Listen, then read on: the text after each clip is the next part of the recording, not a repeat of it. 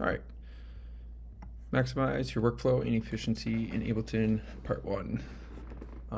This is going to be a 3-part series. I'm just going to say right now, I already shot this video and I realized I'm going to have to keep dragging this down and moving my face depending on what I'm talking about, because my face ends up being in the way of something. So, whatever. There's going to be like a 3-part series, I'm thinking. I'm going to have these sticky notes here to kind of keep me on track and not have me go off on a tangent. All right. Number 1 is my concepts on workflow efficiency, and just time is everything, you know. If you're like me, you work the classic 9 to 5 job, or you work a job, and you don't have all the time in the day. We're not doing this full time, so it's not like I have 8, 12 hours, 16 hours to just throw at this. A lot of times it's like 2 hours here, 3 hours here, 4 hours here. I try really hard to make it an everyday thing, you know. But since I have not all day and so little time to work on music and work at this and practice things and everything, that's why I put a lot of thought into being quick, being super quick about everything, even the redundant tasks, and just making everything super quick so I can have high output in the short amount of time that I have. So templates, sure, everyone has a template and everything. I'm going to give a little breakdown on my template and why I have it set up the way that I have it, how I do my sidechain routing, hotkeys, quick commands. Those are going to be your best friends. So let me minimize this guy. Actually, let me move my face. We're going to move my face over here. We could probably make my face smaller. Cool. All right, yeah, that should be fine. All right, so just going down the line, I have sidechain, my sidechain trigger, drums, music stuff, mids, woofers, effects, references. Pretty self-explanatory. These are all my major groups. You can see besides my master, my reference, I don't really have anything major going on my major groups. That ends up changing obviously as I start writing. But yeah, so sidechain trigger, I do a MIDI sidechain trigger. I actually have one already in here because this is my default as I start up template. So I can say if I just go new, wait for it to load, Beach Ball of Doom, cool. Boom, this is exactly how it looks every single time I open up Ableton. So I already have a MIDI note ready to go. How I have this set up is all these groups, as you can see, are routed to SC, which is here, which is an audio track. Then I have an external instrument rack, an instrument rack with 2 external instruments. Originally I used to do 1, but now I do 2 because I was doing duplication and automation, and it was just such a pain in the ass. I have these grouped for routing purposes, a verse sidechain and a drop sidechain, because a lot of times I'm doing less sidechain or less of the sidechain effect in my verses than in the drop, because I want my drums to be slamming in the drop. So, and literally just for routing, I have 2 chains going here with external instruments to route to it, because you can see it actually labels it drop sidechain and then VS sidechain, verse sidechain. But if I didn't have that there, I would not be able to tell which one's which, and it just got very confusing. Reason why I have it that way is now if I want to adjust my sidechain, I come in here, I adjust it once, boom, done. It's not like I have sidechain on anything that needs to be sidechained, and now I have to, whatever I did, I have to make sure that it matches up in all the other ones, and just a headache, you know. Other way I've seen people do it too is literally anything that's not drums, just come over here, group everything, slap the sidechain on there, call it a day. That's fine. This is what works best for me, what is most visually appealing to me, so that's why I do it. Drums, I actually got this drum group from Phase 1. Nothing crazy about it. I just have my drop drums separated from my verse drums. Kick, snare layer, tops, section for toms. I have a left, right, and mid track for each one with some slight panning on each just to create that drum roll effect, which is, for me, very pleasing music stuff. So I already have a vocal track set up, my synths with a contact and serum loaded, mids. So this would be all like my basses, drop sounds, Reese's, anything like that. I separate my fills because I kind of process them differently. So I already have 3 fill audio tracks ready to go. Woofers, I already have my sub preloaded, ready to go. Effects, pretty standard. And then reference, this is where I'll drop reference tracks. And then my master with literally just a G clip on, stock settings, nothing else. And to digress, this is all just optimized for my workflow, so you can copy mine, have at it, ask me a little bit more about it if you want. I'll tell you how to do it. I can probably even save the project file and give it to you. I don't care. The whole concept is about maximizing what works best for you and making it so it's most efficient for you to write music and do what you love to do. You know what I mean?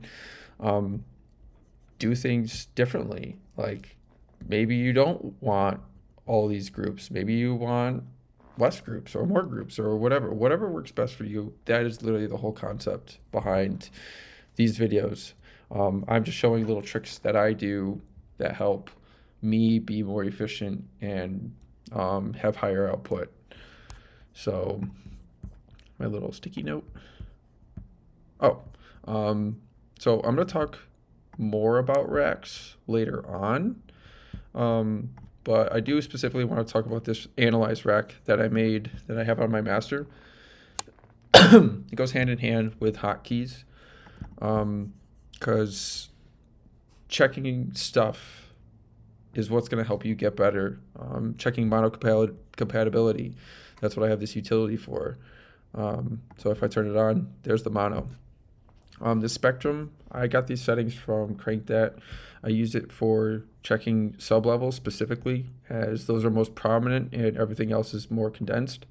And then I have 2 loudness meters in here, and I'll get to why in a minute.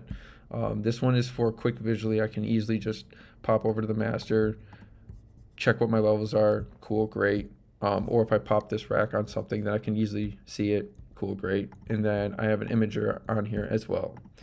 Reason why I have the 2 loudness meters and this was already set off is because I have everything hooked up to a hotkey. So if I hit 1, when I'm not in the search box, if I hit 1, it turns my mono on and off. If I hit 2, it brings up this loudness meter. And then if I hit 3, it brings up my stereo imager. How to make hotkeys, you just come over here, click key. Oh wait, let me check my face. Okay, my face is good. I'm gonna have to keep checking that. So come over here to key. Now let me move my face because now I'm in the way.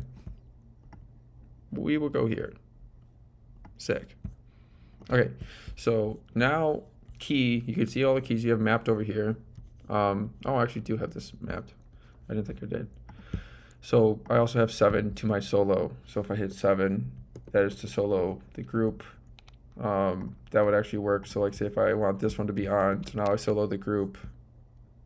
That actually doesn't work. So I'm gonna have to reroute that. But because if this is on and you solo this, it won't play this because this is off. So it's like say if I go to solo this, because the group is off, there's no audio that's gonna come out. But anyways, tangent, beside the point.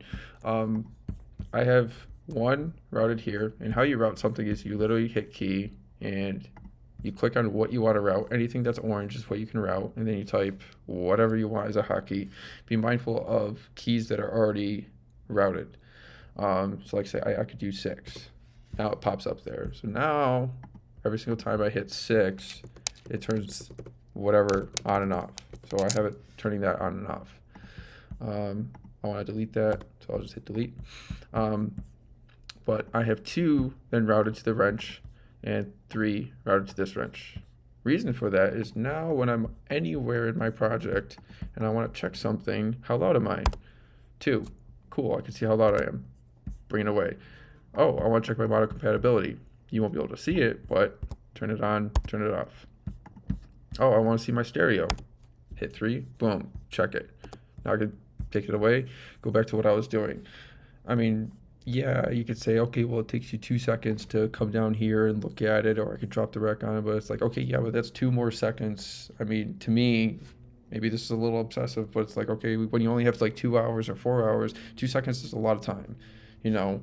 And it's also the thing of like,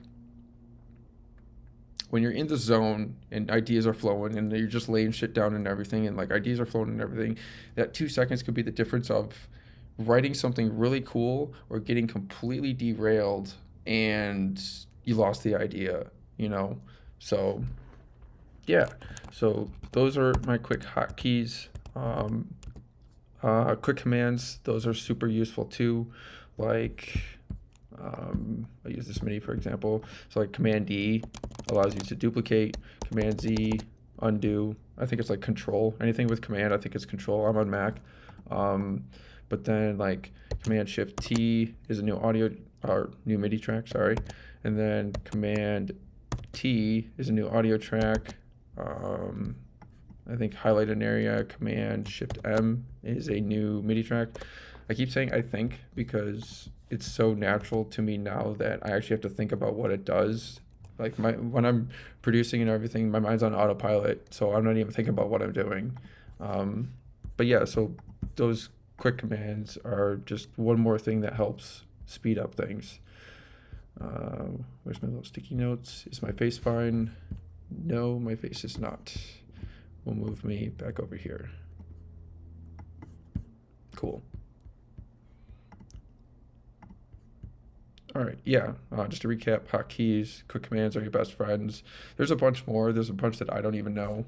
To tangent on that real quick is like, I'm on a laptop right now, but I know that one, I'm going after a life that is going to require me to travel. I actually do already travel a lot as it is. The other thing too is I'm not always at my desk. A lot of times I'm either on the couch sitting with my fiance. I'll be on my balcony. We'll take trips to the mountains, and I'll bring my laptop with me. So I don't always have a mouse. So I forced myself to not use my mouse anymore. I only use my trackpad because I don't want to be crippled by not being at my desk. So literally just having my external, my headphones, because I plug directly in, that's all in my laptop. That's all I need, you know? So I just always try to be mindful of being efficient, being fast, and being quick so that I'm not hindering myself from creating, you know? Oops, where's my sticky notes? Come back. Okay, so your layout needs to be what feels best for you, because a lot of my stuff is intended to help. Let me rephrase that. A lot of my stuff is stuff that I wish I had when I was first starting out and when I'm just scouring through YouTube and the internet and trying to figure stuff out and everything. And I actually do this in my day job too, is that whenever I train somebody, is the whole point is not me showing you what to do, it's showing you how to think for yourself. And obviously I'm going to show you what to do, but it's more of like, especially with music and art, it's like that's not always the right way. That might not be what you need to do.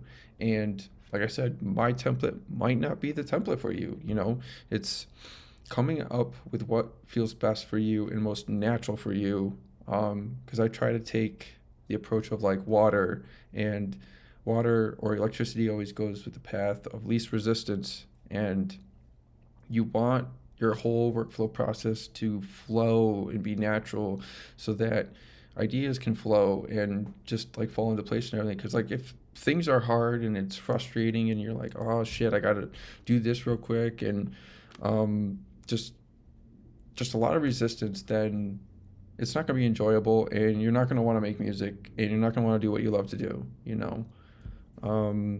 I think I have one more point as just, oh, quick thing is default audio and MIDI tracks, or default MIDI and audio tracks. So Command T brings out an audio track. My audio track defaults to having these on it. I always use utilities for gain automation, because if I ever need to make a tweak, I won't mess up automation. I usually end up deleting the saturator 50/50, but I'm always using an EQ, always using a utility.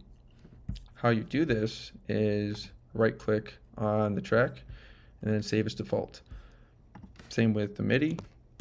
So mine defaults to already having a serum on it. So just one more thing of being quick. I think that is everything for part 1. Double check the sticky note. Yeah, we're done. All right. And then stay tuned for part 2.